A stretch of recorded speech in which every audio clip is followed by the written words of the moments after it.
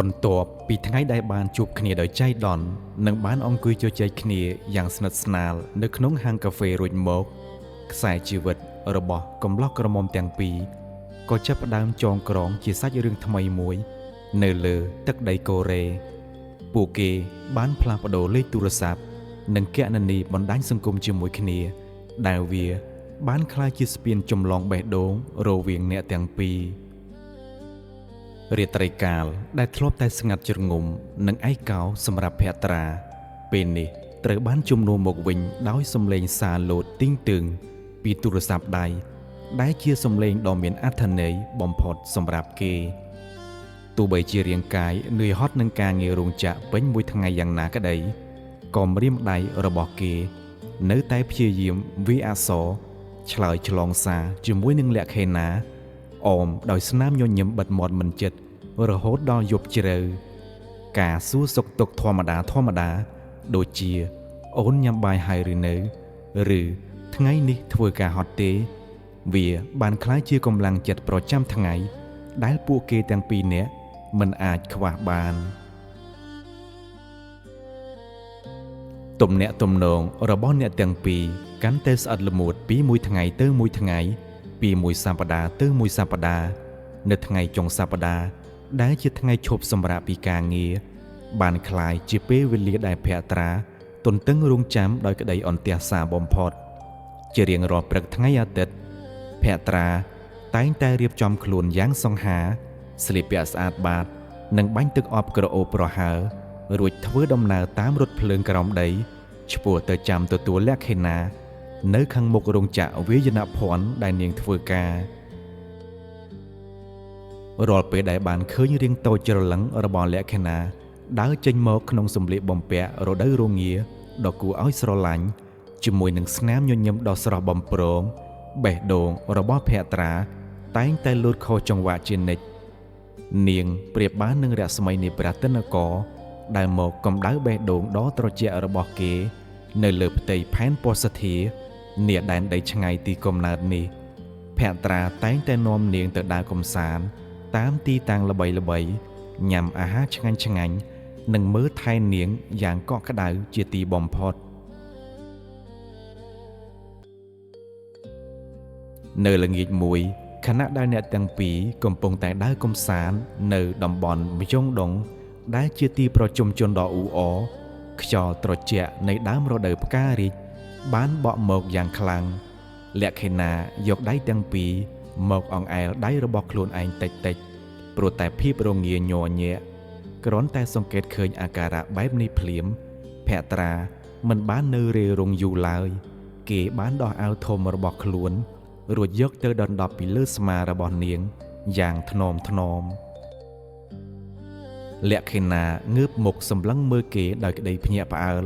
ព្រមទាំងពោលទាំងអៀនព្រានថាបងភត្រាចុះបងមិនរងាទេឬ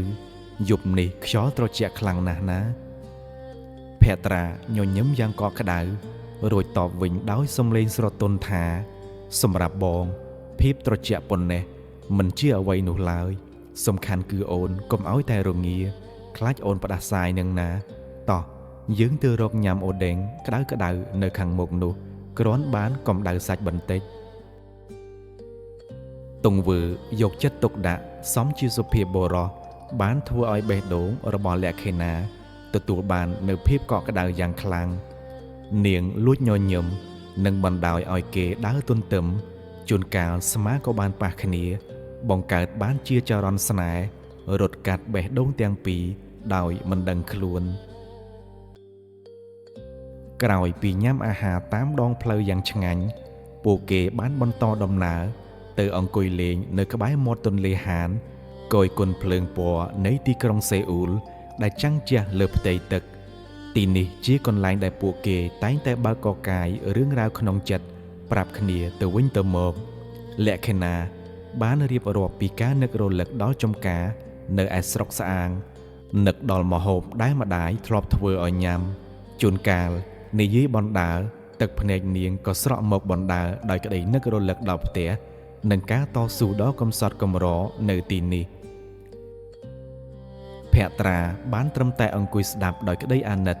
គេលោកដៃទៅជូតទឹកភ្នែកឲ្យនាងថ្នមរួចពោលពាក្យលួងលោមថាបងយល់ពីអារម្មណ៍របស់អូនពួកយើងសុទ្ធតែជាកូនអ្នកក្រខ្សត់ដែលសុខចិត្តលះបង់ភាពកក់ក្ដៅពីគ្រួសារមកហែលឆ្លងការលំបាកនៅស្រុកគេប៉ុន្តែអូនកុំតូចចិត្តអី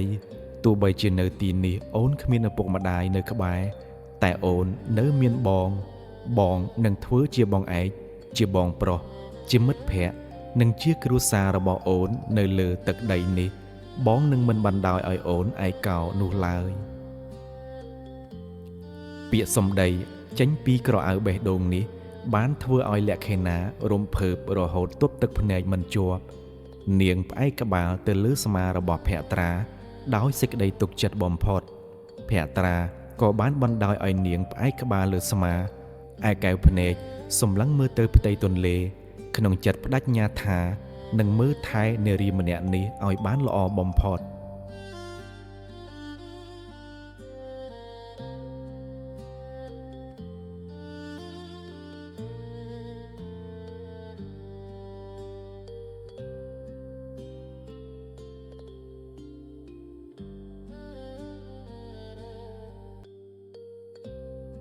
ពីការចូលចិត្ត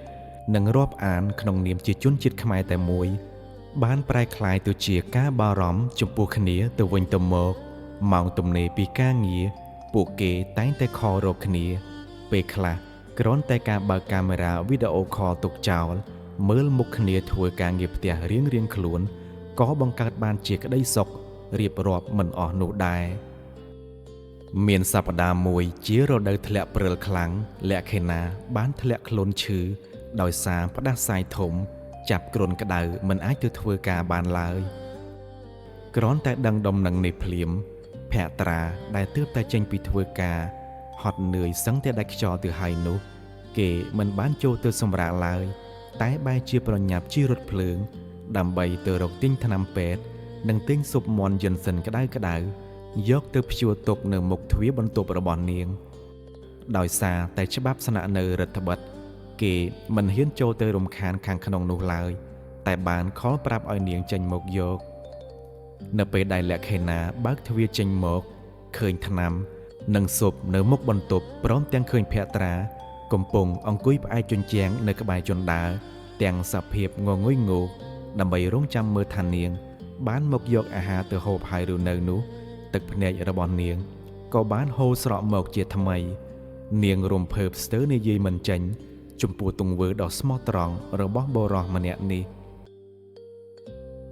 ការខ្វល់ខ្វាយបារម្ភនិងការយកចិត្តទុកដាក់ដោយឥតលក្ខខណ្ឌរបស់ភក្ត្រាបានវាយទម្លុះកំផែងបេះដូងរបស់នាងទាំងស្រុងឲ្យទូទន់ធ្លាក់ក្នុងអន្លង់ស្នេហ៍របស់បុរសនៅចំពោះមុខការបារម្ភប្រែទៅជាពន្លកស្នេហ៍ថ្មីដ៏ផ្អែមល្ហែមនៅលើទឹកដីកូរ៉េពួកគេលែងត្រឹមតែជាមិត្តភក្តិឬអ្នកស្គាល់គ្នាទៀតហើយតែបេះដូងទាំងពីរបានចងភ្ជាប់គ្នាយ៉ាងស្អិតល្មួតរាល់ពេលដែលបាននៅក្បែរទោះបីជាដើរលេងនៅទីណាញ៉ាំអាហារអ្វីឬត្រូវប្រឈមនឹងអាកាសធាតុត្រជាក់កម្រិតណាក៏ពិភពរបស់ពួកគេពោពេញទៅដោយភាពកក់ក្ដៅនិងស្នាមញញឹមកំឡោះស្រុកចំការនាទឹកដីខេត្តរតនគិរី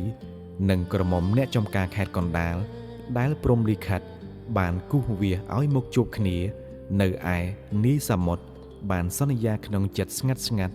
រៀងខ្លួនថានឹងថែរក្សាចំណងស្នេហ៍មួយនេះឲ្យរឹងមាំរហូតដល់ថ្ងៃដែលពួកគេអាចដឹកដៃគ្នាត្រឡប់ទៅសំពះក្រាបផ្ទឹមចូលរោងជ័យនៅឯមាតុភូមិវិញ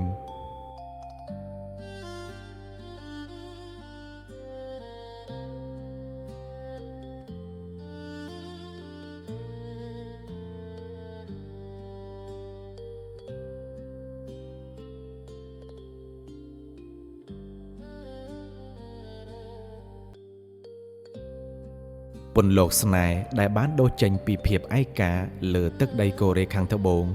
กันแต่รีดลูดลัวเริงมอมหนึ่งจะหรืออย่างเจริญเตยขนมกระเอาเบดงระบอนเนตตังปี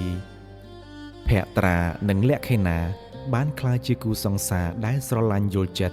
หนึ่งเจตนาถนอมขเนียตัววินตัวมกอย่างเจริญรอทั้งไงชบสมระปูเกไต้แต่จูบขเนียจมอันมาหบขมายหบจมขเนียนังเรียบจอมกุมโรงอันน่ากดรวมขเนียพองได้ก็ได้สรลันนี่เปรียบบ้านหนึ่งโพยดอกกระได้ช่วยกำดาวเรียงกายปูเกปีปริยากาตรเจหนึ่งก้าเนื้อหอดในก้าเงียรงจะปนตายเปลวิเลียมันอาจทัดเทในดอกได้นุลายโรยะเปลใบชนำบ้านกันลองพอดเตออย่างเลือนรอโหดดอลแผะตราหนึ่งแหลกไขนาสตื้อตายมันดังคลวนสำหรับแหลกไขนาเปลวิเลียปรามชนำในก้าบอมเป็นกางเงียจิปุลกอเนื้อโปรเตโกเรบ้านชินโจมกดอนตีบรรจอบหายเนียงเตอเรียบจอมคลวนตลอดเตอโปรเตกัมพูเชียวิงได้ตกอ่อยแผะตราเนื้อกันดอยกันแดงใต้มันเนเองถ้าบัดเกเนื้อซอลอนัดกางเงียมุชนำเตียดดมหนังในก้าใบขเนียตัวเบยจะดังมนทานังมกดอกระไดก่อนเนื้อแต่เปรียบบานนังกำบัดหมดสรุยมกจะอาแบดงเนี่ยตังปีเอาชื่อจับอย่างคลังปนหมานสัปดาห์จงกรอยมุนทั้งไงใบขเนียสถานเพียบระบอบปูเกตังปีหะปลายจิตสงบสงัดขอปีธรรมดาสนามยนยมได้ทลบแต่สระบอมโปรงปีนี้ใบเจียบงกอบเติดดอยเพียบซอกเสากระดกกระดูลหนึ่งกระไดอาล้ออาลายอย่างคลัง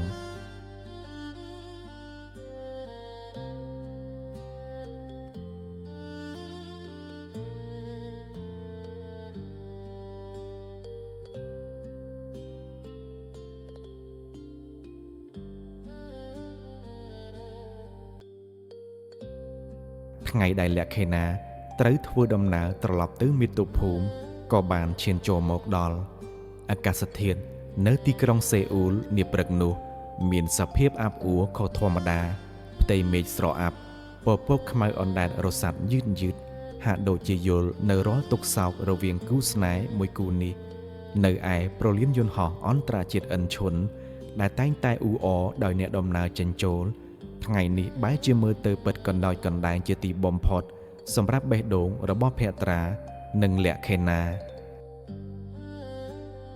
เนี่ยตั้งปีช้อเนื้อกระบายก่อนแหลงตรุดเป็นนัดสมบทยนหอแหลกเขนาขนมอ้าวทมรถได้โรงเงียบปอบกาชุกชอเอากระบบหยวดได้จวบหนึ่งตรุงแก้วพเนกได้ทลบแต่พลือทลาเป็นนี้ปลายจือกระหอมหนึ่งปูเป็นดอยตึกพเนกเนียงสมลังมือเติบเตยหมกดอสังหาใต้ปูเป็นดอยเพียบเศร้าสาวระบอมโบรอได้เลี้ยงสโลลันสเตอร์เลฟแผะตราช้อเนื้อเงียมกระดับได้เตียงซ่องยังแนนดำไม่ตบอารมณ์ได้กำปงแต่ปูกินจโรในขนมตรูงเกมันจ้องยุ่มเอาเนียงเคยลายโปรเกจ้องเทือเชียบรอเรื่องหมอมได้เนียงอาจปึงไปบานตัวใบเจตรเคลียดชงายขเนียอย่างนาก็ได้ปนตายเป๊ได้เคยตักพเนจสระโจมกเลือพันตะปอเนียงเพียบเรื่องมอมระบอกเกก็ตรึใบทะเลหมกได้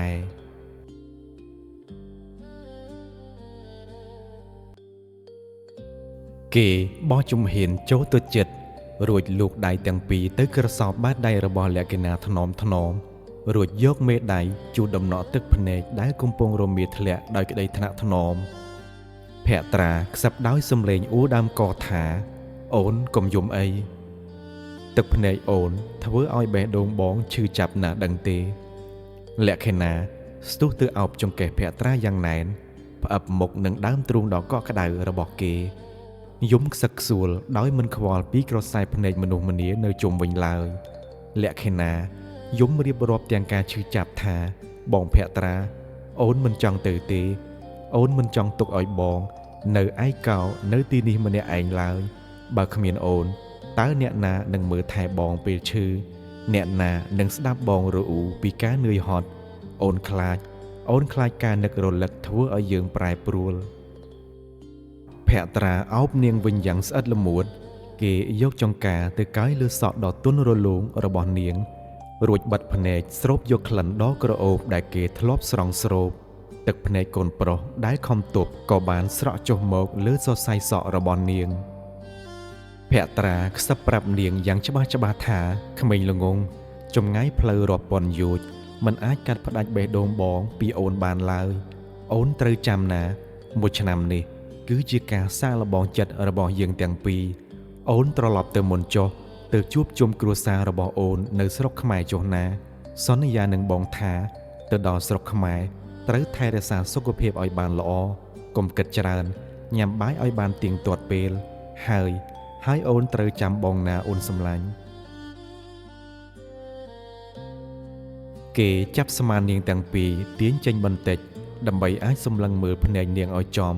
រួចពោលដោយភាពមើងម៉ាត់បំផុតថាបងសល់តែមួយឆ្នាំទៀតទេពេលកិច្ចសន្យាបញ្ចប់បងនឹងប្រញាប់ទៅរកអូនហើយបងនឹងឲ្យពុកម៉ែបងចូលស្ដីដណ្ដឹងអូនតាមប្រពៃណីពុំខានឡើយយើងនឹងរៀបការសាងគ្រួសារដ៏កក់ក្ដៅជាមួយគ្នាដោយដែលយើងធ្លាប់ស្រមៃ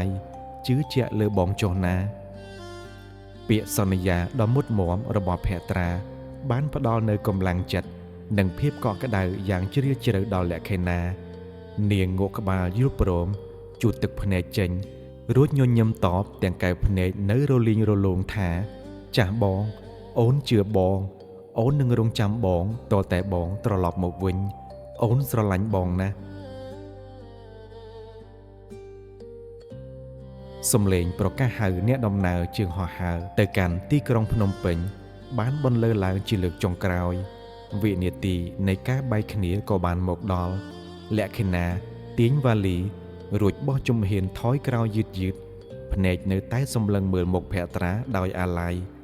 នាងលើកដៃគ្រវីលាគេមុននឹងងាកខ្នងដើរចូលទៅក្នុងច្រកទ្វារត្រួតពិនិត្យរាល់ជំហានដែលនាងបោះទៅមុខហាក់ដូចជាកំពុងតែទាញយកព្រលឹងវិញ្ញាណរបស់ភក្ត្រាទៅជាមួយអញ្ចឹងដែរភក្ត្រាឈរថ្មឹងនៅនឹងកន្លែងដៃម្ខាងលើកឡើងគ្រវីលាទោះបីជានាងដើរចូលផុតបាត់ស្រមោលទៅហើយក្តីគេសម្លឹងមើលច្រកទ្វារនោះរហូតដល់ភ្នែកស្រវាំងដោយទឹកភ្នែករួចលួចខ្សឹបម្នាក់ឯងថាលាហើយម្ចាស់ជីវិតបងអូនត្រូវរងចាំបងណានៅលើយន្តហោះលក្ខិណាអង្គុយអឹបនឹងកញ្ចក់សម្លឹងមើលទៅខាងក្រោមពេលយន្តហោះហោះឡើងនាងនឹកដល់អនុស្សាវរីយ៍ទាំងអស់នៅកូរ៉េនឹកដល់សួនផ្កាសាគូរ៉ានឹកដល់ហាងកាហ្វេនិងនឹកដល់កម្ដៅពីអាវធំរបស់បុរសម្នាក់នោះទោះបីជាត្រូវឃ្លាតឆ្ងាយតែបេះដូងនាងនៅតែមានក្តីសង្ឃឹមយ៉ាងមុតមម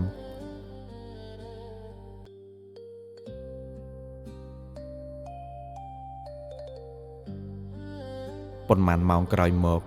យន្តហោះបានចុះចតនៅប្រលានយន្តហោះអន្តរជាតិភ្នំពេញដោយសុវត្ថិភាពអាកាសធាតុក្តៅស្អុះស្អាប់នាទឹកដីសុវណ្ណភូមិបានស្វាគមន៍នាងឲ្យដឹងថានាងបានត្រឡប់មកដល់មាតុភូមិវិញហើយពេលលក្ខិណាអូវ៉ាលីដើរចេញពីច្រកទ្វារអ្នកដំណើរមកដល់កែវភ្នែករបស់នាងបានរំពៃរកមើលសាច់ញាតិរំពេចនោះនាងបានប្រទះឃើញឪពុកម្ដាយរបស់នាងគឺពូយ៉ាននិងមីងលីដែលកំពុងតែឈររង់ចាំយ៉ាងអន្ទះសានៅឯកន្លែងរង់ចាំទទួលភ្ញៀវបច្ចុប្បន្ននេះជីវភាពគ្រួសាររបស់លក្ខិណាបានប្រែប្រួលយ៉ាងខ្លាំងដោយសារតែប្រាក់ខែដែលនាងខំប្រឹងសន្សំផ្ញើមកពីប្រទេសកូរ៉េអស់រយៈពេល5ឆ្នាំឪពុកម្ដាយរបស់នាងបានយកទៅពង្រីកដីចម្ការនិងសាងសង់ផ្ទះវីឡាថ្មដ៏ធំល្មមមួយខ្នងនៅដីផ្ទះដដែលនោះពួកគាត់នៅតែប្រកបរបរជាអ្នកចម្ការគ្រាន់តែថាពួកគាត់លែងលំបាកតោកយ៉ាដូចជាពេលមុនទៀតហើយមីងលីស្រែកហៅកូនស្រីទាំងទឹកភ្នែករំភើបរួចគ្រវីដៃហៅយ៉ាងលឿនថាលក្ខិណាកូនម៉ែលក្ខិណាទម្លាក់វ៉ាលីចោលស្ទុះរត់ចូលទៅអបឪពុកម្ដាយយ៉ាងណែនការនឹករលឹកដែលខានជួបគ្នា5ឆ្នាំត្រូវបានរំសាយចេញតាមរយៈការអោបរឹតនិងទឹកភ្នែកនៃក្តីត្រេកអរលក្ខិណាយំអណ្ដើតអណ្ដកនៅលើស្មាម្ដាយថាពុកម៉ែកូននឹកពុកម៉ែណាស់ពូយ៉ានដែលជាឪពុកយកដៃអង្អែលក្បាលកូនស្រីរួចពោលទាំងសំឡេងញ័រថាកូនស្រីកំសត់របស់ពុកកូនហត់នឿយច្រើនហើយនៅស្រុកគេឥឡូវកូនត្រឡប់មកវិញហើយកូនមិនបាច់ទៅលំបាកទៀតទេ ពុកនឹងមិនឲ្យកូនឃ្លាតពីពុកម៉ែទៀតឡើយមីងលីរុញកូនស្រីចេញបន្តិចដើម្បីសម្លឹងមើលមុខកូនឲ្យបានច្បាស់រួចលាន់មាត់សរសើរថាអូកូនស្រីម៉ែទៅស្រុកកូរ៉េយូឥឡូវស្អាតប្លែកសាច់សខ្ចីដូចកូនកាត់ចិនអញ្ចឹងតោះកូនយើងប្រញាប់ត្រឡប់ទៅផ្ទះវិញតាយាយនិងបងប្អូនយើងកំពុងតែរងចាំទទួលកូននៅឯផ្ទះច្រើនណាស់ទិដ្ឋភាពគ្រួសារទាំង3នាក់ឈរអោបគ្នាយ៉ាងកក់ក្ដៅបានតាក់ទាញក្រសែភ្នែកអ្នកដំណើរដទៃឲ្យលួចញញឹមតាមក្រោយពីបាត់នឹករលឹកពួកគេក៏បាននាំគ្នាឡើងរថយន្តធ្វើដំណើរឆ្ពោះទៅកាន់ស្រុកស្អាងខេត្តកណ្ដាលដែលជាស្រុកកំណើតរបស់លក្ខិណា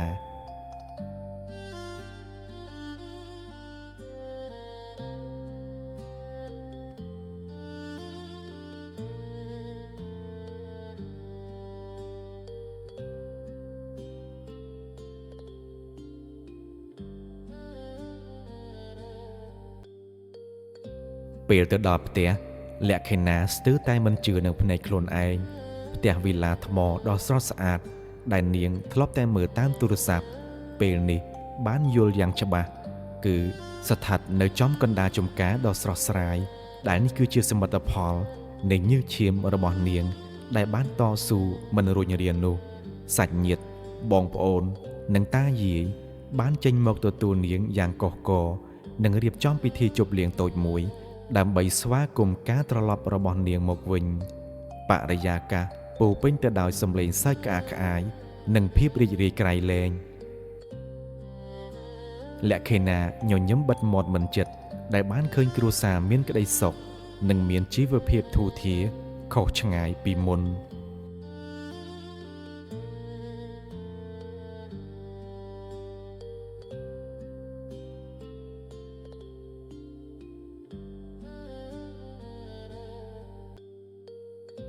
ប៉ុន្តែនៅពេលដែលពិធីជប់លៀងបានបញ្ចប់ហើយនាងបានចូលមកសម្រាកក្នុងបន្ទប់គេងដ៏ទូលាយនិងកក់ក្ដៅដែលឪពុកម្ដាយបានរៀបចំទុកឲ្យ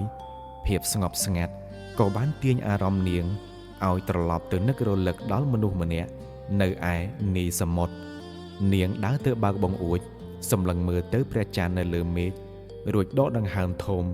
ទឹកមុខដែលទើបតែស្រស់ស្រាយអំបាញ់មិញប្រែជាស្រងូតស្រងាត់នាងយកដៃស្ទាបទ្រូងខ្លួនឯងនឹកដល់បុរសដែលកំពុងតែធ្វើការហត់នឿយនៅឯប្រទេសកូរ៉េលក្ខិណាលួចខ្សឹបប្រាប់ព្រះច័ន្ទថាបើមានបងភក្ត្រានៅទីនេះដែរមិនដឹងជាល្អយ៉ាងណាទេបងនៅទីនោះត្រូវមើលថែខ្លួនឯងឲ្យល្អណាអូននៅទីនេះនឹងរៀបចំខ្លួនឲ្យបានល្អ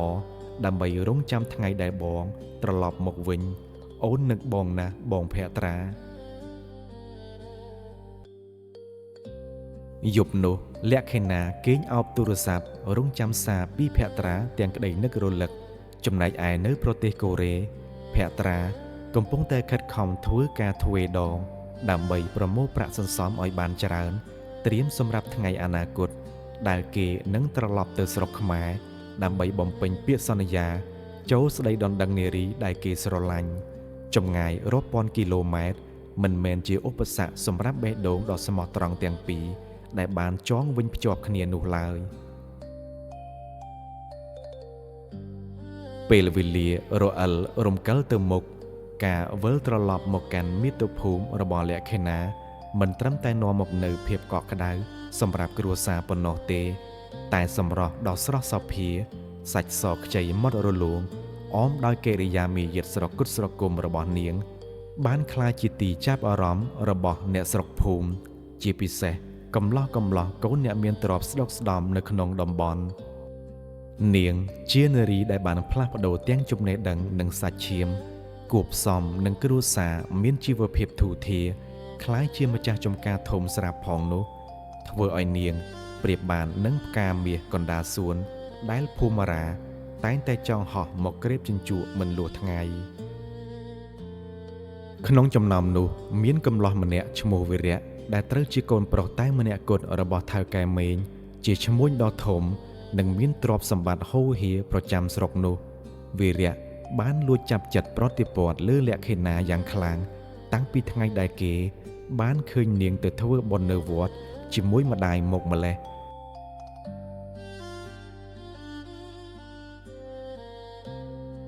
វីរៈក៏ជាបរិសុទ្ធល្អម្នាក់មានចំណេះដឹងខ្ពស់និងមានជំនួយនៅក្នុងដៃសមរម្យផងដែរដោយក្តីស្រឡាញ់ងប់ងល់និងសម្រស់ក្រមុំរូបស្រស់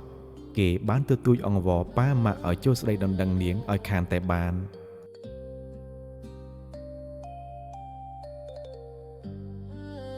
ព្រឹកមួយស្របពេលដែលអាកាសធាតុស្រឡះល្អរថយន្តស៊េរីទំនើប2គ្រឿងបានបើកមកចតចំពីមុខខ្លោងទ្វារវិឡាថ្មរបស់ពូយ៉ាននិងមីងលីសថៅកែមេងនិងភរិយាព្រមទាំងមានចាស់ទុំ2-3នាក់ដែលសុទ្ធសឹងតែជាអ្នករាប់អានស្និទ្ធស្នាលនិងជាដៃគូរកស៊ីជាមួយគ្រួសារលក្ខិណាផងនោះបានកាន់ថាសស្លាម្លូនំចំណីនិងផ្លែឈើដើរចូលមកក្នុងផ្ទះដោយទឹកមុខញញឹមញញែមពូយ៉ាននិងមីងលីសបានចេញមកទទួលស្វាគមន៍ពួកគេដោយក្តីរាក់ទាក់និងរៀបចំកន្លែងអង្គុយយ៉ាងគួរសមនៅលើសាឡុងឈើប្រណិតកណ្ដាលផ្ទះនៅឯខាងក្រោយផ្ទះក្បែរមាត់ទ្វារផ្ទះបាយលក្ខិណាដែលទើបតែរៀបចំចម្អិនអាហាររួចបានឈរលួចអើតមើលសកម្មភាពទាំងនោះដោយបេះដូងលោតញាប់ខុសចង្វាក់កែវភ្នែករបស់នាងប្រែជាភ័យតក់ស្លុតពេលឃើញថាសបណ្ណាការនិងវត្តមានរបស់គ្រួសារថៅកែមេងនាងដឹងច្បាស់ថាដំណើរមកដល់របស់អ្នកទាំងនោះគឺក្នុងគោលបំណងអ្វីឲ្យប្រាកដភាពភ័យខ្លាចបានវាយលុកពេញរាងកាយនារីរូបស្រស់លក្ខិណាខំបបោមាត់ខ្លួនឯងទឹកភ្នែកចាប់ផ្ដើមរលីងរលោងស្រក់ចុះមកនាងនឹកដល់ភក្ត្រាដែលពេលនេះប្រហែលជាកំពុងតែហត់នឿយហូរញើសធ្វើការសស្រាក់សស្រាំនៅឯទឹកដីកូរ៉េដើម្បីអាចសន្សំប្រាក់មកចូលស្ដីដណ្ដឹងនាងនឹកដល់ពាក្យសន្យានៅប្រលានយន្តហោះអាកប្បកិរិយាដ៏កក់ក្ដៅនិងទង្វើដែលគេព្រមហាលភាពរងាទៅទិញថ្នាំឲ្យនាងពេលឈឺបេះដូងរបស់នាងមានតែភក្ត្រាម្នាក់គត់ទោះបីជាវីរៈមានទ្រព្យសម្បត្តិមហាសាលមានឡានទំនើបជិះយ៉ាងណាក្ដីក៏មិនអាចយកមកប្រៀបផ្ទឹមនឹងដំណក់ញើសនិងក្តីស្រឡាញ់ដ៏បរិសុទ្ធរបស់បុរសកំសត់នេះបានឡើយនាងមិនអាចក្បត់បេះដូងខ្លួនឯងហើយក៏មិនអាចជន់ឈ្លីក្តីសង្ឃឹមរបស់ភក្ត្រាបានជាដាច់ខាតប៉ុន្តែអ្វីដែលធ្វើឲ្យលក្ខិណាកាន់តែខូចចិត្តនិងព្រួយបារម្ភជាទីបំផុតនោះគឺចាស់ទុំទាំងសងខាងសុទ្ធតែជាអ្នកស្គាល់គ្នានិងរាប់អានគ្នាយ៉ាងជិតស្និទ្ធតាមទម្លាប់ប្រពៃណីឪពុកម្ដាយតែងតែក្រែងចិត្តមិត្តភក្តិហើយអាចនឹងបង្ខំចិត្តយល់ព្រមទទួលយកសំណើនេះដើម្បីរក្សាមិត្តភាពនិងមុខមាត់គ្រួសារមិនខានឡើយលក្ខិណាតាំងចិត្តយ៉ាងមុតមមថាអត់ទេខ្ញុំមិនអាចបណ្ដោយឲ្យរឿងនេះកើតឡើងបានឡើយខ្ញុំត្រូវតែតស៊ូជំនះដើម្បីក្តីស្រឡាញ់របស់ខ្ញុំទោះបីមានរឿងអ្វីកើតឡើងក៏ដោយនាងបានលើកដៃជូតទឹកភ្នែកចេញដកដង្ហើមធំប្រមូលភាពក្លាហានរួចបោះជំហានចេញពីផ្ទះបាយសម្ដៅទៅកាន់កន្លែងទទួលភ្ញៀវនាងតាំងចិត្តយ៉ាងដាច់អហង្ការថានឹងដើរទៅលុតជង្គង់នៅចំពោះមុខចាស់ទុំទាំងអស់រួចនិយាយការពិតពីចំណងស្នេហារវាងនាងនិងភក្ត្រាដើម្បីប្រកែកបដិសេធចំពោះការចូលស្ដីដណ្ដឹងមួយនេះទោះបីជាត្រូវឪពុកម្ដាយស្ដីបន្ទោសឬធ្វើឲ្យខូចមិត្តភាពរវាងចាស់ទុំក៏ដោយនាងសុខចិត្តធ្វើជាកូនអកតញ្ញូ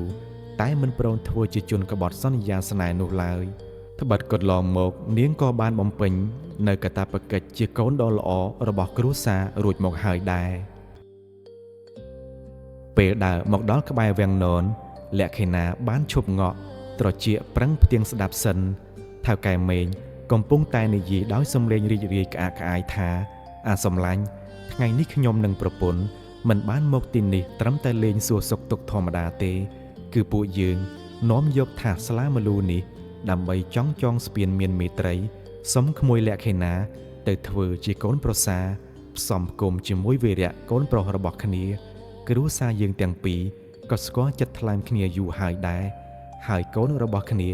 ក៏ជាកូនល្អលុះដោយកន្លងធរបើបានជាសាច់ញាតិទៀតរឹតតែល្អប្រសើរចំណែកឯរឿងបណ្ណាការសម្លាញ់ឯងបង្គាប់ប៉ុន្មានក៏គ្នាមិនប្រកែកដែរឲ្យតែកូនប្រុសគ្នាមានក្តីសុខ